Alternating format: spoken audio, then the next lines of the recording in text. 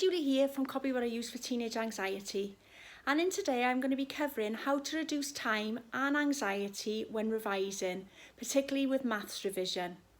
Because I don't know if you're like me, you come in, you've either been to work or you've been shopping, you're really tired and you walk through the door and then you're faced with having to help your child with GCSE revision, especially when it comes to maths, not my favourite subject. So that's why I've decided to share these tips with other mums or dads who might need some easy hacks and ways to reduce revision anxiety, especially with maths. Okay, so tip number 1 is basically to reverse the norm. So what do I mean by reversing the norm? Well, if your child's like mine used to be, or like a lot of children, they tend to just revise from textbooks first of all, or from their maths books from school. Then they do past papers and then they check the marking scheme. That tends to be the normal play when it comes to revision. But what I learned from another person who got an A-star in maths was what he says to do is actually reverse the procedure altogether. And he said you should actually start by using past papers and checking your answers, because then you'll spend a lot less time on the text revision.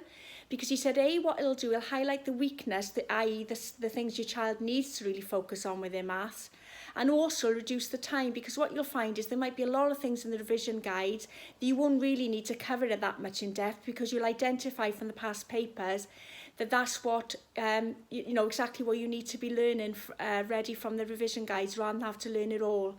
And in fact, he said this is the method the private schools are used to teach maths. So instead of having to invest thousands of pounds in private education, there's a quick free tip for you. Just start on the revision papers and answers and then work back and do the revision from the textbook bit, because it makes it a lot less monotonous, and also it can cut your revision time in half.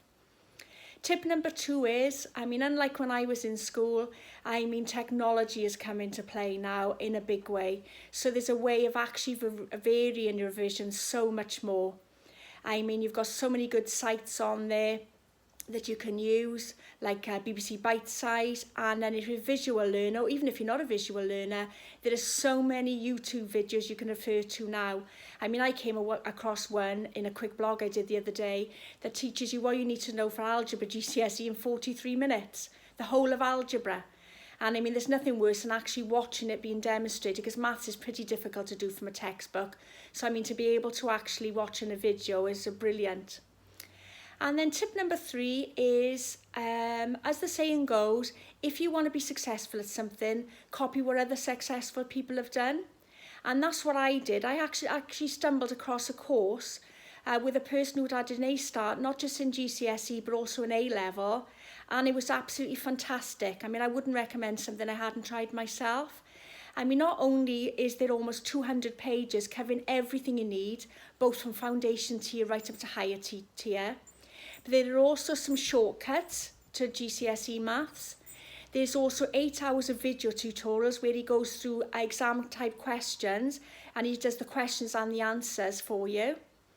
There's also hacks on how to plan not just your GCSE revision for maths, but for other subjects as well, and a whole lot more. And believe it or not, it costs less than what it would cost to hire a tutor for 2 weeks. Actually less money, probably less than you're actually paying currently for a takeaway, if you have a takeaway once a week.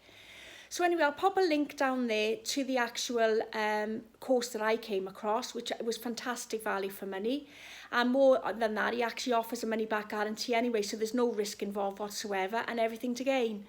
So again, I'll put a link down there. What I would say though, it's an affiliate link, so there is a chance that I could be paid a commission if you click on the link and purchase the product. But rest assured, it won't cost you any more. It'll still be at that fantastic price. It's just if any commissions are eligible, the product owner will pay me directly. Okay, so that's it today on my hacks on how to reduce revision stress and time. Hope it helps. Please pop a comment in for me if you found it helpful. And it's just bye for now then, till next video. Thanks for watching.